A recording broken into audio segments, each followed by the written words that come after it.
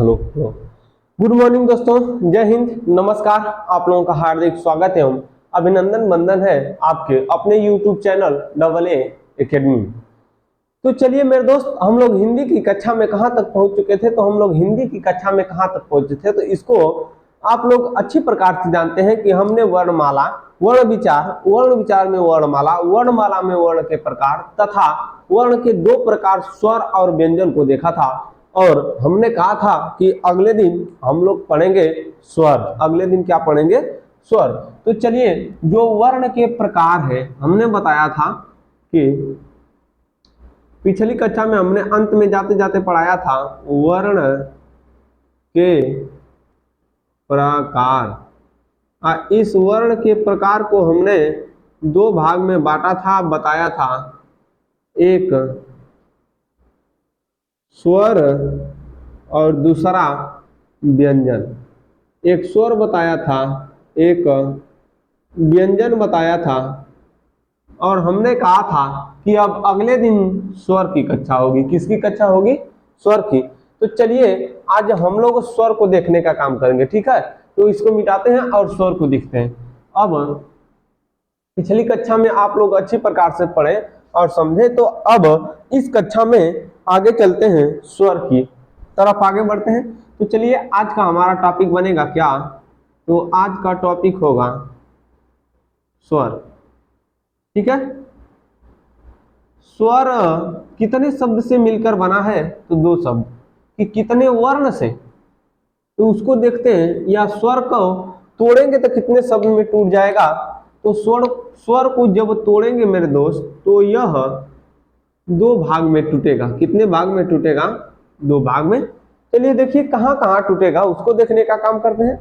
तो स्वर को जब तोड़ेंगे तो दो भाग में टूट जाएगा, ठीक है। आपको मिलेगा, चलिए देखिए कितने भाग में टूटेगा मेरे दोस्त। तो स्वर दो भाग में टूट जाएगा, तोड़ेंगे तो देखिए पहला वाला आएगा स्व धन र। हो गया। स्वधन र बराबर क्या होगा? स्वर। स्वधन र बराबर क्या हो जाएगा? स्वर हो जाएगा। परंतु कहेंगे कि अर्थ क्या होगा? तो स्व का अर्थ है स्वयं से या अपने आप।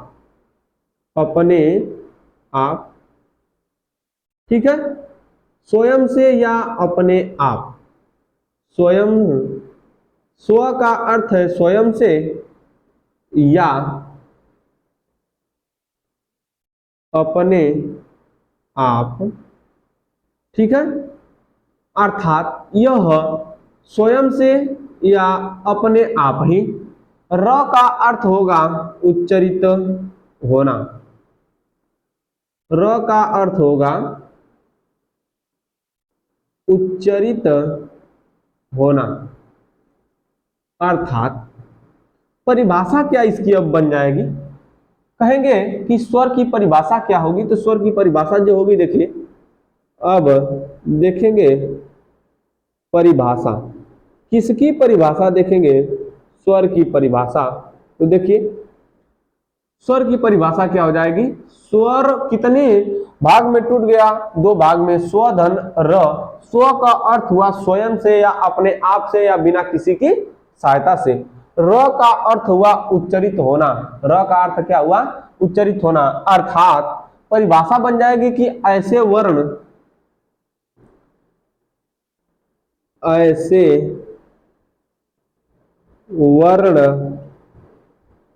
जो स्वयं से ही उच्चरित होते हैं। स्वयं से ही उच्चरित होते हैं, उन्हें स्वर कहते हैं। या तो दूसरी परिभाषा बन जाएगी कि ऐसे वर्ण या वे वर्ण जिसके उच्चारण के लिए जिसके उच्चारण के लिए किसी की सहायता न लेनी पड़े, किसी की सहायता न लेनी पड़े, न लेनी पड़े, उसे स्वर कहते हैं, उसे स्वर कहते हैं। परिभाषा में आपकी पहली वाली मिली कि ऐसे वर्ण जो स्वयं से उच्चारित होते हैं उन्हें स्वर कहते हैं। दूसरा वाला, वे वर्ण जिसके उच्चारण के लिए किसी की सहायता न लेनी पड़े उसे क्या कहते हैं? स्वर कहते हैं। अगली वाली परिभाषा सुनना हो तो सुनिए। अगली वाली परिभाषा सुनना है तो देखिए, वे ध्वनियां जिनका उच्चारण करते समय मुख से हवा या मुखांग से हवा या मुख अवयव से हवा बिना रुके ही बाहर निकल जाती है उसे स्वर कहते हैं। हो गया। देखिए हमने बताया क्या कि वे ध्वनियां जिनका उच्चारण करते समय मुखांग से हवा, मुख से हवा या मुख अवयव से हवा बिना रुके ही बाहर निकल जाती है उसे स्वर कहते हैं। फिर अगली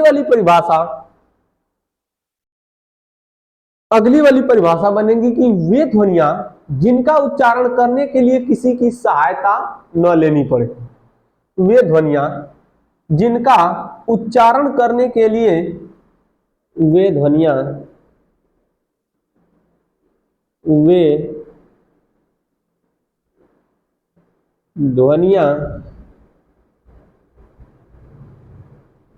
जिनका उच्चारण करने के लिए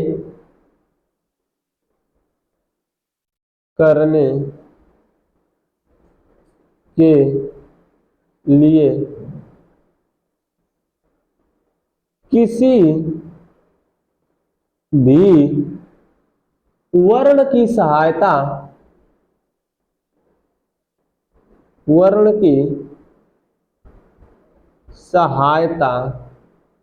न लेनी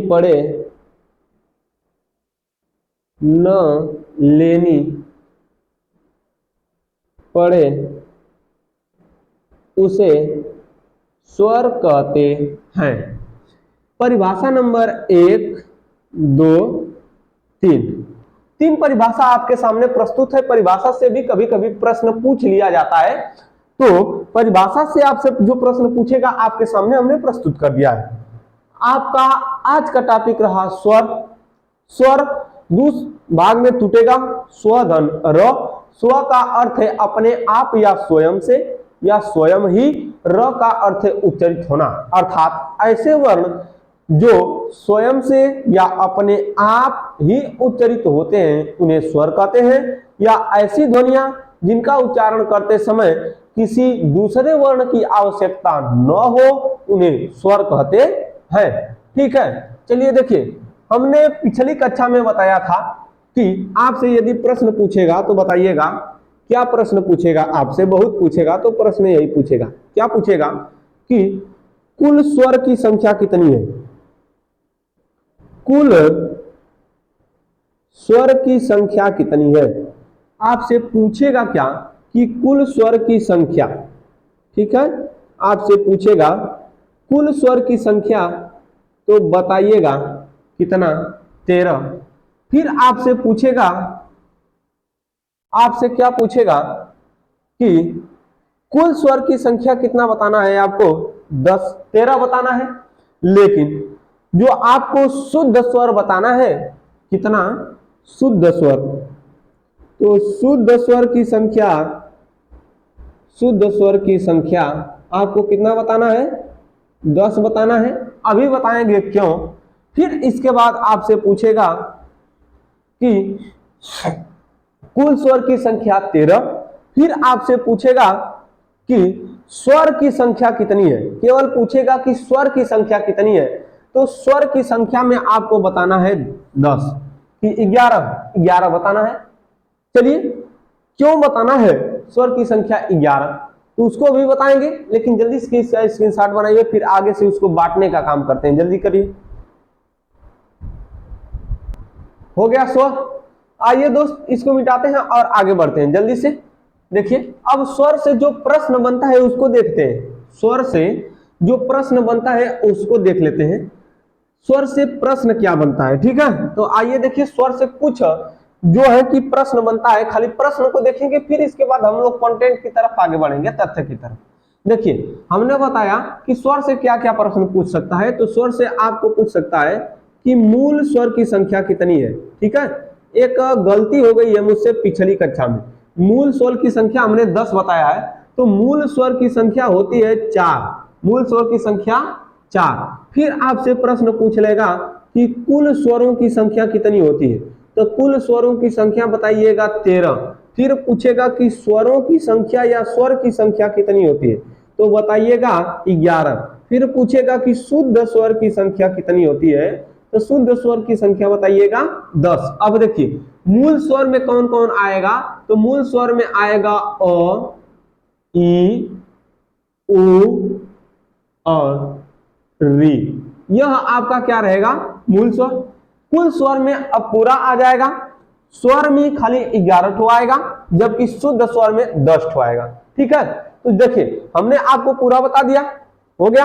तो आगे देखते हैं, जब यह हो गया कि मूल स्वर की संख्या, हमने एक बार फिर कह रहे हैं कि पिछली कक्षा में गलत लिख दिए थे, हो गया था गलती, सबसे हो जाती है दोस्त। तो उसी में हमने बता दिया था मूल स्वर की संख्या 10, मूल स्वर की संख्या 10 नहीं होती है, 4 होती है, ठीक है। आगे देखिए, वहां पर जो मूल स्वर है खाली वहां पर स्वर रहेगा। आगे देखिए, मूल स्वर की संख्या दोस्त रहा 4, कुल स्वर की संख्या रही 13, स्वर की संख्या सामान्य रूप से रही 11, जबकि शुद्ध स्वर की संख्या रही 13, ठीक है। तो इसको मिटाते हैं। अब हम पूरा बताने का प्रयास करते हैं। मूल स्वर बता दिए ना, अ, ई, उ तथा री। तो चलिए देखिए कैसे होता है या स्वर का विभाजन कैसे किया जाता है। आइए देखिए, तो स्वर में आपको क्या मिलेगा, तो स्वर में आपको मिलेगा अ, स्वर में आपको मिलेगा अ, आ, ई, ई, उ, उ, अ, आ छोटी बड़ी छोटाऊ बड़ाऊ, री, ए, ऐ, ओ, औ। हो गया,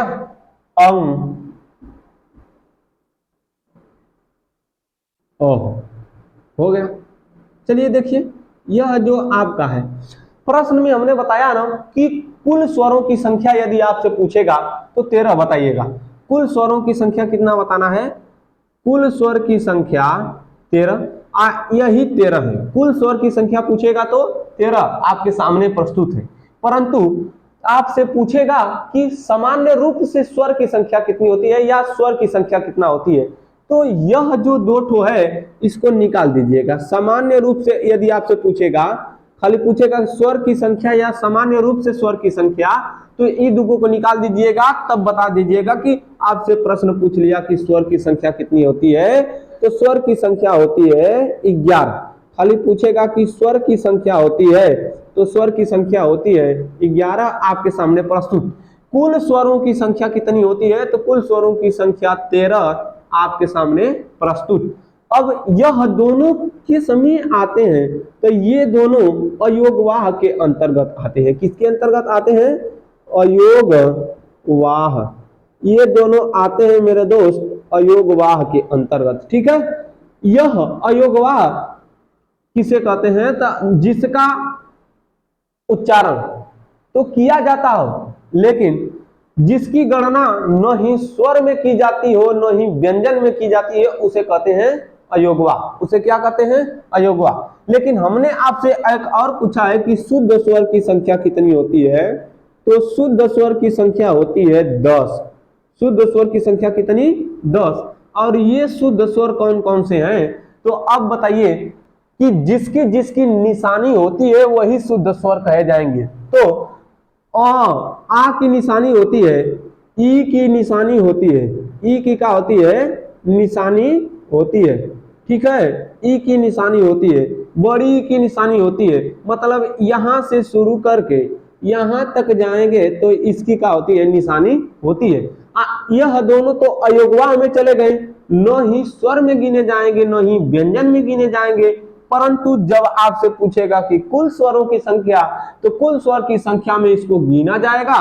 परंतु आपसे पूछेगा कि स्वर की संख्या 11 बताइएगा, उसको निकाल दीजिएगा। परंतु आपसे पूछेगा कि शुद्ध स्वर की संख्या कितनी होती है, तो शुद्ध स्वर की संख्या होती है 10, क्योंकि जिसकी जिसकी निशानी होती है मेरे दोस्त उसको शामिल करिएगा। अर्थात आ, छोटी, बड़ी, छोटा ऊ, बड़ा ऊ, री, ए, उ, औ, इन सब की निशानी होती है। क्या अ की निशानी होती है? नहीं ना होती है। तब काहे का भी स्वर तुम, तब काहे को स्वर कहा जाएगा? जब वो उसकी निशानी नहीं होती है तो उसे शुद्ध स्वर में नहीं रखा जाएगा। इस कारण शुद्ध स्वर में आ, ई से लेकर औ तक शामिल किया जाता है। कोई दिक्कत? तो हो गया। चलिए इसको देख लिए, तो आगे चलते हैं। हाँ, मूल स्वर हमने आपको बता दिया है। मूल स्वर कई बार बता रहे हैं, जाकर देख लीजिएगा। मूल स्वर आपको मिलेगा अ, ई, उ, री, ठीक है। अ, ई, उ, री, वहां पर केवल स्वर रहेगा, मूल स्वर नहीं रहेगा, ठीक है। चलिए अब इसको मिटाते हैं। अब देखते हैं स्वर के प्रकार। आइए देखिए, सामान्य रूप से स्वर के प्रकार होते हैं 3 प्रकार। सामान्य रूप से स्वर के कितना प्रकार? 3। कितना प्रकार? 3। लेकिन सामान्य रूप से स्वर का जो प्रकार होता है, सामान्य रूप से स्वर का कितना प्रकार होता है? तो सामान्य रूप से स्वर 3 प्रकार के होते हैं। आपको कौन कौन सा मिलेगा? तो पहला वाला मिलेगा आपको, देखिए पहला वाला मिलेगा ह्रस्व स्वर, दूसरा वाला मिलेगा दीर्घ स्वर, तीसरा वाला मिलेगा प्लुत स्वर, ठीक है। यह तो सामान्य रूप से स्वर का वर्गीकरण है। ह्रस्व स्वर, दूसरा वाला मिलेगा दीर्घ स्वर, तीसरा वाला मिलेगा प्लुत स्वर। यह तो केवल स्वर का सामान्य परिचय है या सामान्य वर्गीकरण। परंतु अब जो हमको स्वर को देखना है, किसके किसके आधार पर देखना है, तो पहला वाला मिलेगा कालमान के आधार पर। पहला वाला क्या मिलेगा? कालमान के आधार पर। देखिए कालमान के आधार पर, कालमान के आधार पर स्वर के प्रकार। नंबर 1, कालमान के आधार पर स्वर कितने प्रकार का होता है तथा इसके बाद आपको पढ़ना है क्या क्या, तो उसको देखते हैं। फिर मिलेगा उत्पत्ति के आधार पर स्वर के प्रकार, कालमान के आधार पर स्वर के प्रकार। फिर आपको मिलेगा उत्पत्ति के आधार पर स्वर के प्रकार। उत्पत्ति के आधार पर स्वर के प्रकार। पहला वाला कालमान के आधार पर स्वर के प्रकार, उत्पत्ति के आधार पर स्वर के प्रकार, ठीक है। इसी कालमान को कहते हैं मात्रा के आधार पर भी स्वर के प्रकार। इसी कालमान का दूसरा नाम है मात्रा के आधार पर स्वर का प्रकार। इसको जब पढ़ाएंगे तो बता देंगे, ठीक है। इसी कालमान को कहते हैं मात्रा के आधार पर स्वर के प्रकार। फिर अगला वाला आपको क्या मिलेगा? जिह्वा के आधार पर स्वर के प्रकार। जिह्वा, अगला वाला मिलेगा जिह्वा के आधार पर स्वर के प्रकार। फिर अगला वाला क्या मिलेगा आपको, मुखाकृति, मुख की आकृति के आधार पर। ठीक है, अगला वाला आपको मिलने वाला है मुखाकृति के आधार पर, मुखाकृति के आधार पर स्वर के प्रकार। ठीक है, यह रहा आपका स्वर का वर्गीकरण। लेकिन और मिलेगा, उसको देखेंगे। ओष्ठाकृति के आधार पर, इधर लिखते हैं। ठीक है, अगला वाला मिलेगा ओष्ठाकृति के आधार पर, ओष्ठाकृति के आधार पर स्वर के प्रकार। फिर अगला आपको मिलेगा जिह्वा के आधार पर, लिख तो दिए हैं, लिख दिए हैं कि जिह्वा के आधार पर। ठीक है, अगला वाला आपको क्या मिलेगा, तो नासिका के आधार पर, नासिका, नासिका के आधार पर स्वर के प्रकार। सामान्य रूप से स्वर का प्रकार देख लिए, जो है कालमान है, कालमान है या समय वाला, यह इसी वाले का भाग है, यह इसी वाले का भाग है। ठीक है, तो इसको तो देखेंगे, लेकिन इतना देख लिए हैं दोस्त स्वर के बारे में। अगले दिन मिलेंगे तो स्वर की अच्छी प्रकार से धुनाई करेंगे, कुटाई करेंगे। ठीक है, तो जाने की आज्ञा दीजिए, मिलेंगे अगले दिन। तब तक के लिए धन्यवाद दोस्तों, जय हिंद, नमस्कार।